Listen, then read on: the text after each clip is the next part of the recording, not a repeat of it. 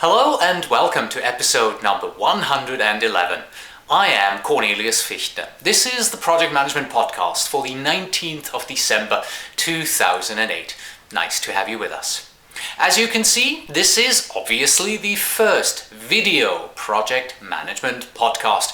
And if you cannot see it, that means you're simply just listening to the audio-only version of this particular podcast. And that would also explain why the sound that you're hearing sounds as if it were recorded by a video camera. Well, simply because it was. So if you want to see the video version, go back to your computer, open iTunes and double click on the video version of this podcast. All right, let's start the show. About 2-3 weeks ago, I was in Miami, Coconut Grove to be precise, in Florida, and I attended the 2008 PMO Summit. This event was put on by IQPC, and they had asked me whether or not I wanted to chair the event. So I agreed, flew out to Florida, and for 2 days I not only attended the event, I was also the master of ceremonies, so to speak. The event itself was successful. We had 2 days of about 14 or 15 or so presentations about PMOs.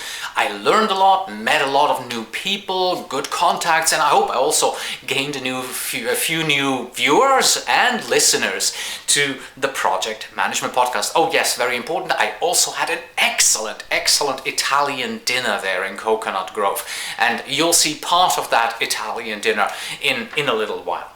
All right, before we continue, there is one thing we have to talk about, and that is this book here. This book is by Stan Lewandowski. It is called The Advantage of Leadership. And this is, of course, the book that we are giving away. We've had a giveaway going on here. As you can see, this is a nice book. And I got 2 winners here. The first winner is, his name is Justin Cannon, and he is one of the free podcast listeners. And as you know, we always try to give away 2 items, and 1 item always goes to the premium subscribers. And the winner is Brian Kilcrease. I'm sorry, I probably mispronounced your name here completely.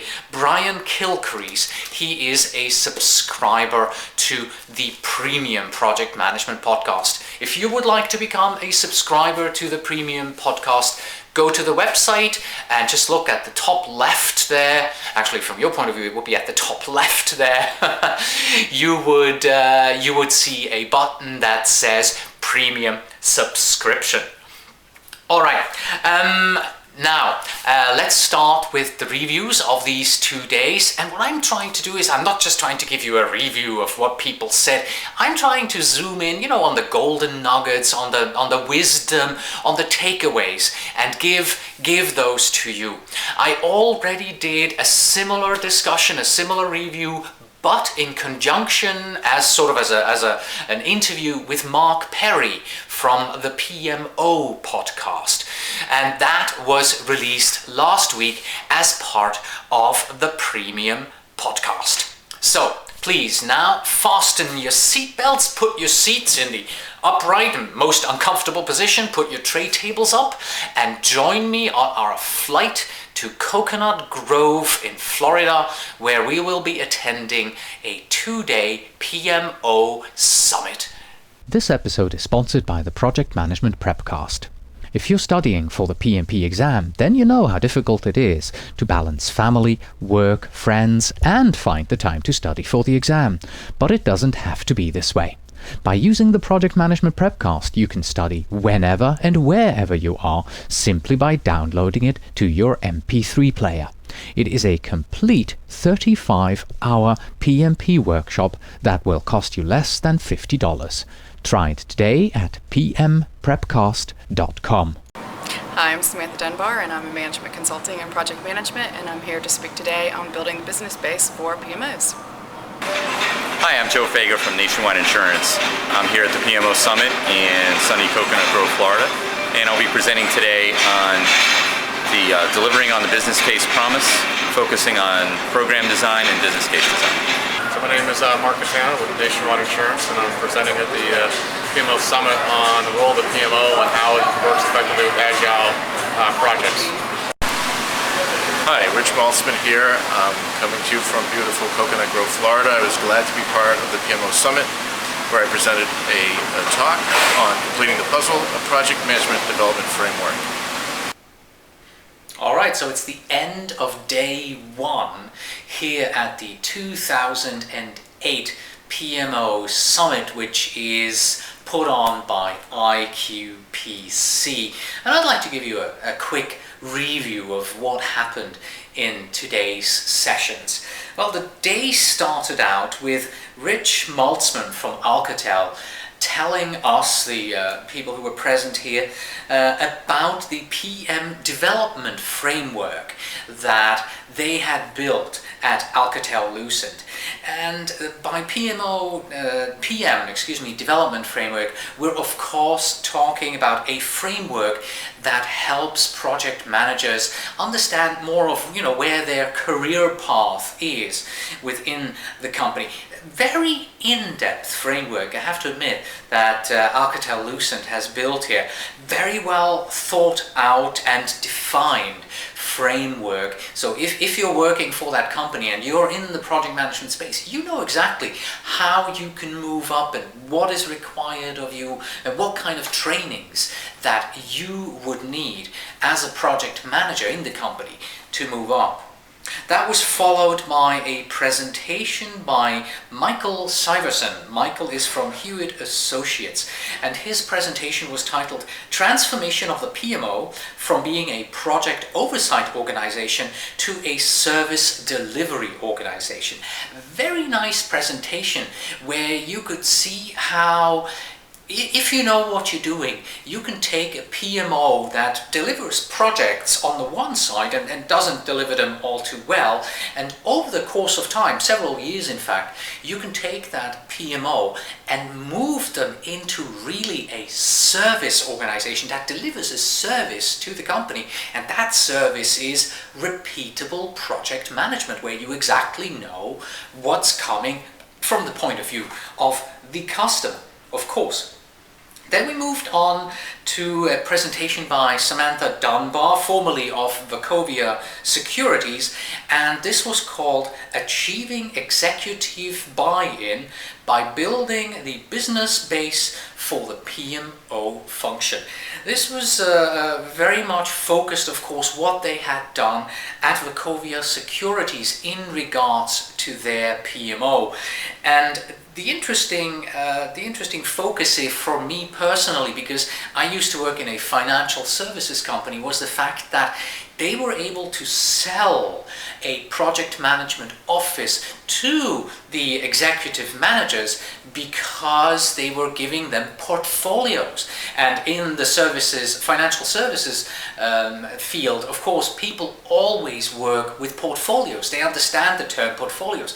And they just took, the financial portfolios and used the project portfolio approach, being able to giving them numbers and dashboards and all of that. So very interesting for me personally to see how they did that. Then we moved on to Joe Fager.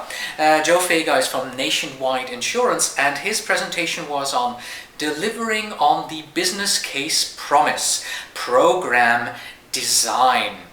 Very interesting premise here. Think of it from this point of view. We always say that we as project managers, we manage projects in order to deliver upon strategic initiatives that senior management has set. So you have a strategic initiative on one side, and somewhere at the other end you have a business benefit. So how do you get from one to the other? What do you have to do here on the road to do this? And oh, by the way, if you're building all these projects here, and these projects feed into that value stream here in the middle, but not every project delivers only to one of these value streams with one benefit, or the benefits receive input from multiple projects. So very interesting how they managed to do that. He took the example of, okay, I have a trucking company and I have this truck that goes from one side of town to the other side of the town.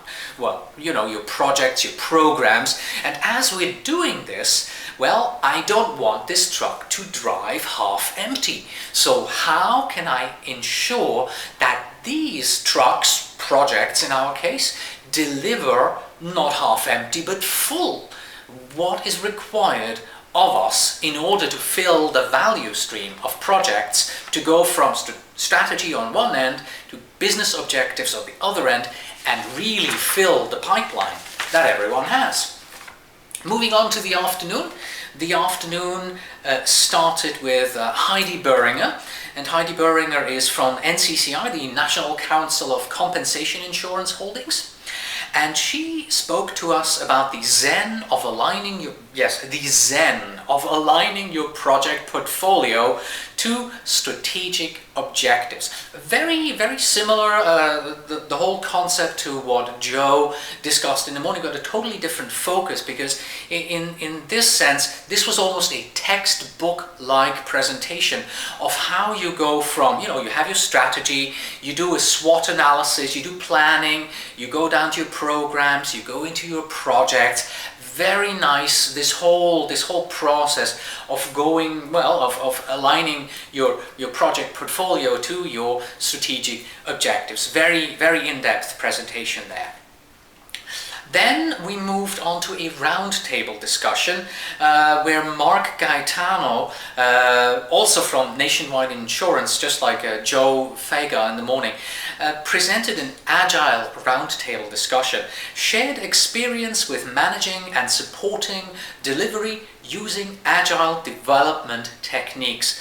From what I could gather, they are traditionally more of a waterfall type company, but they are now also using agile. And we're not talking small projects here, we're talking really large programs that they deliver. Now imagine you are discussing agile software development methodologies at a conference where you have a lot of PMO people listening to you. Now, what does PMO mean? Well, we're talking processes, we're talking structure, we're talking documentation, we're talking repeatability. That's what a PMO is all about, really, in its core. And on the other side, you have agile where communication, interaction, rapid interactive delivery really is at the core. So less of this really process documentation focus that we have here.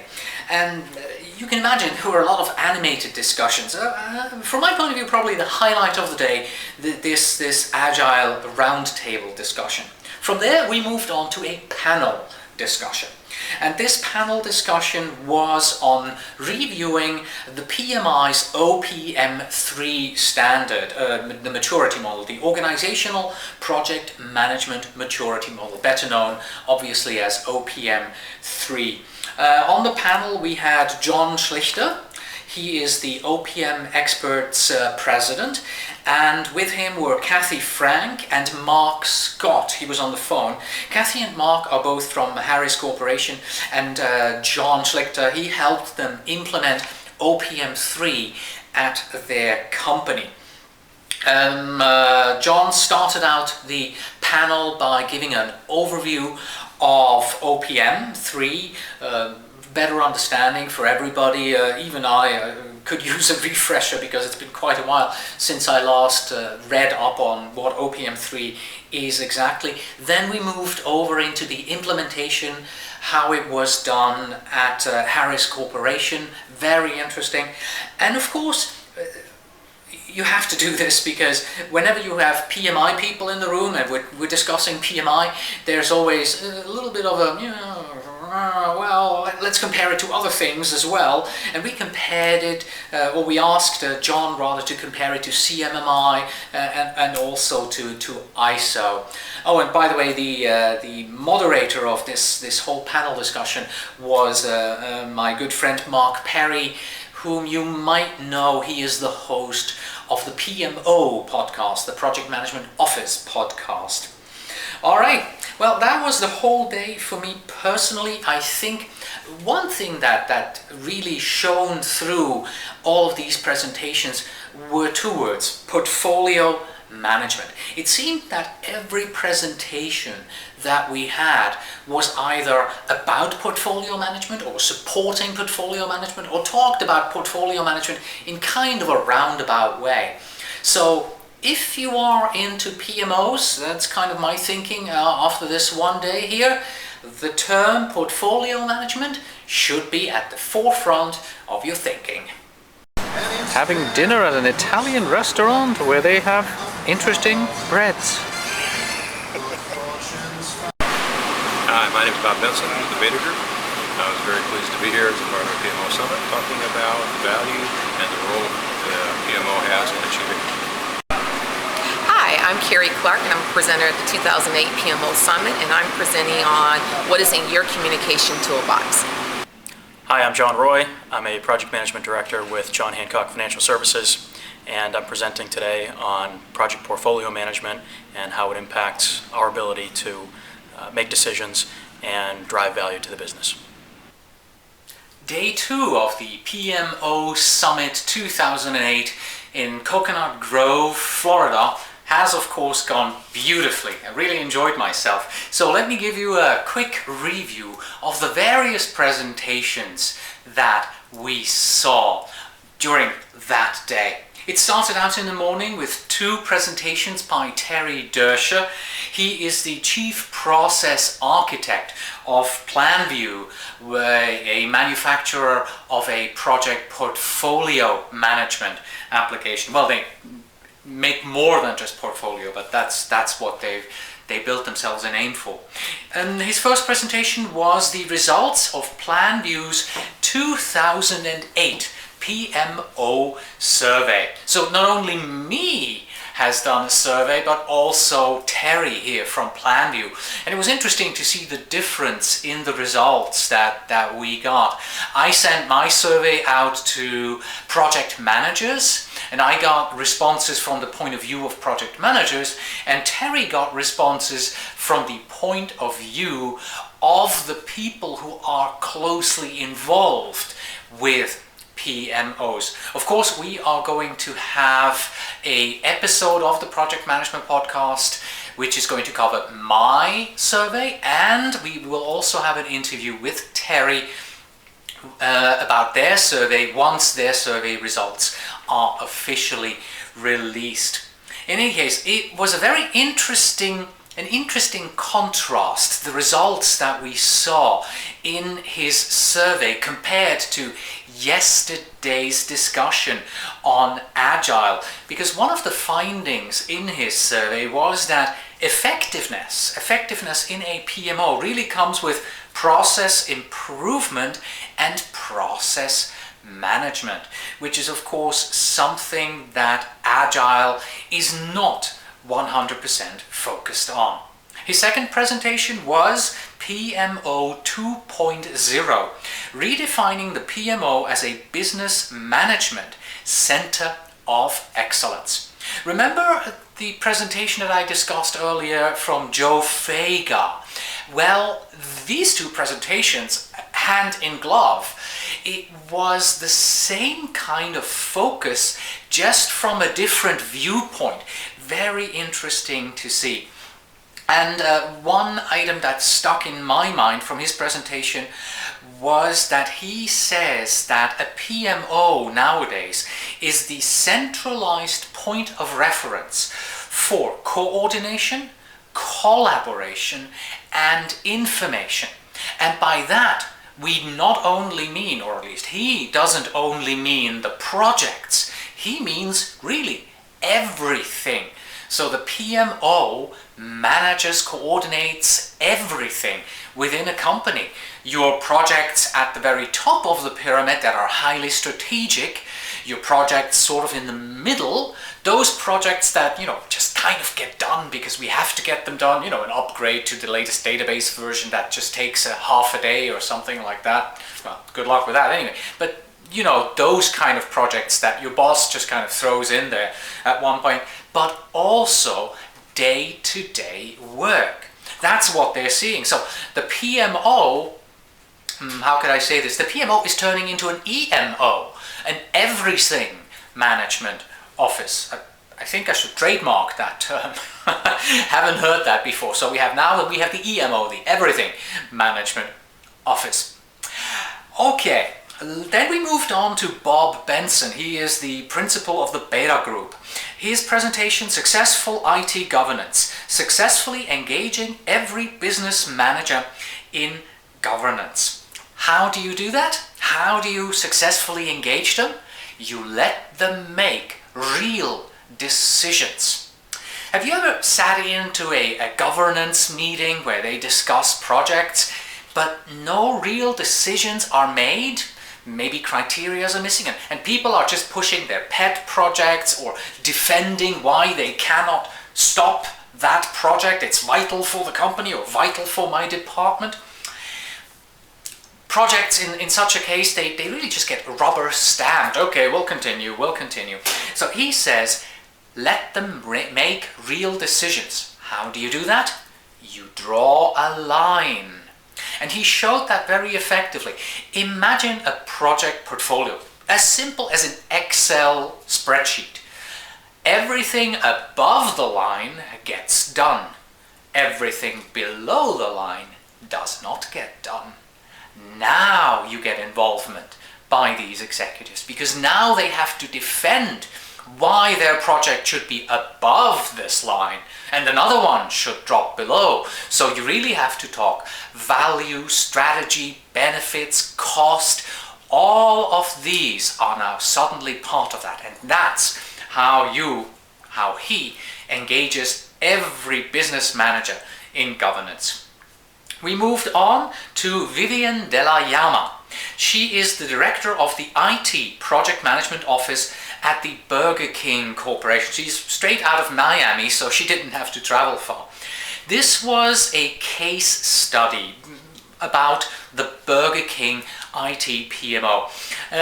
She showed us how at the very beginning, when she started this, the IT PMO was really buried way deep, way below in the organizational structure. And now, as they've been able to really show the benefit that they can provide, it's moved up. She's now reporting to the CIO, who's reporting to the CEO. So almost a direct line. And she uses that as a selling point to her project managers, saying, if you work for me, you pretty much have a direct line to the CEO. Okay, the journey itself was interesting. It was interesting to hear their lessons and see where they were going. But more importantly to me was once again to see that a PMO brings repeatability to a company. It brings benefits to a company. And these benefits, they affect the bottom line, the profit of a company directly, if you do it right. So that was the morning. In the afternoon, we had two more presentations. The first one is titled, What's in Your Communication Toolbox? By Carrie Clark from R.L. Polk and Company. She is the director of the Enterprise Project Office. Do you know what I just realized? What I just said about Vivian, that she uses the argument about the direct line to the CEO, that was actually Carrie who said that. It wasn't Vivian. So, sorry, Carrie, wrong statement there. In any case, this was of course a soft skills presentation, and it was very interesting to see that she was talking about the importance of the abilities of a project manager when it comes to communicating. She says their company is like this. If you're a project manager, you really have to be able to communicate. You have to be able to get your point across, because the managers, they want to hear the answers, the information like that. You cannot how should I say this? Well, beat around the bush. You really have to be on top of your communications game in order to interact properly with senior management in their company. And oh, by the way, she was also the only one who handed out goodies to the attendees. Very nice. Thank you, Carrie. Last presentation of the day was given to us by John Roy. He is the director of the Fund Administration PMO of John Hancock Funds. And His presentation is titled Project Portfolio Management: Prerequisites, Perks and Pitfalls. Remember yesterday we had Samantha Dunbar, I believe it was, who's also from the financial services. And one question that I asked John is, Samantha said because she's dealing with all of these financial people, they understand portfolio and that it's important to manage a portfolio in order to get benefits. Was it the same for you?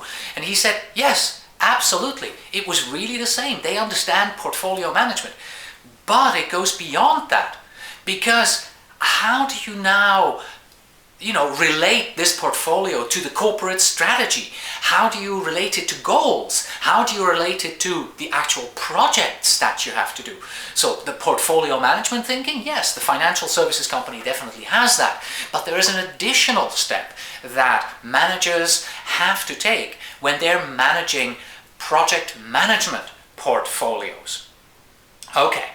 Well, those were the presentations of the day, and it was then up to me to close the day with a few words to wrap it all up. And what I chose to do is I chose to discuss a few key items of the 2 days that we had seen. So let's take a look at what I said. I appreciate that you were here. This has been a very educational summit for myself. In the past couple of days, you've had the opportunity to watch a total of 13 presentations and 2 workshops. One was... Oh man, was I annoyed when I saw that video. My head is cut off, you're looking right up into my nostrils. I'm not going to subject you to watching all of that. No worries. So here's what I basically said. I said that in today's world, PMOs are way too often seen as an expense by the companies that we work for, or simply as a way that we add red tape to the process. Of course, we who work in PMOs, we know that that is not true.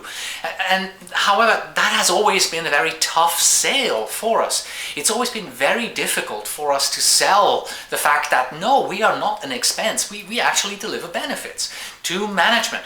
Well, it's going to get harder and it's going to get easier at the same time in the coming years. Harder because, well, budgets are going to be tightened up. And easier, well, because budgets are going to be tightened up. And everybody is going to look for ways to save money. And this is where we, with the PMOs, can come in and provide benefit to the companies. In particular when we're talking about project portfolio management. This is what we should be focusing on, mostly. But there are other areas, of course, as well. For instance, benefits realization. Showing the company, okay, this project, it ended, and it did indeed realize the benefit that we had said. After 7 months, it had indeed increased our sales by $200,000, or whatever the currency may be that you're using. Then, of course, there's also standardization. Standardization, repeatability, always brings gains in effectiveness and cost savings. And lastly, yes, portfolio management. This is where we as PMO managers, as PMO employees, can really bring in senior management, middle management, and let them be part of the process of taking their strategy and turning them into reality by, in between, using projects and letting them see that Project A doing really great, Project B not so. What should we do? Does it go on, or are we going to stop this particular project? All right, and I brought it to a close by stealing. Don't tell anyone. Okay, I brought it to close by stealing because I thought that there were 2 statements that I really liked out of these 2 days. First of all, there was Heidi Boehringer's statement when she said that PMO stands for Provide More Opportunities. Never heard that abbreviation like that before. Really enjoyed that. And finally, this takes me right back to my statement here that PMO, we provide value. This is from Bob Benson's presentation, where he said the PMO is the value opportunity. Let me repeat that. The PMO is the value opportunity. So that is the PMO Summit 2008 in review. I enjoyed myself and I hope to see you there next year. Bye-bye. Well, that's it for today. Thank you very much for listening and thank you very much for watching. As always, you can find us on the web at thepmpodcast.com, and if you are a project manager who wants to become PMP certified, don't forget to visit pmprepcast.com, and if you are already PMP certified, then you will probably need PDUs, so why not stop by at pmlectures.com and take a look at the lectures that we offer over there.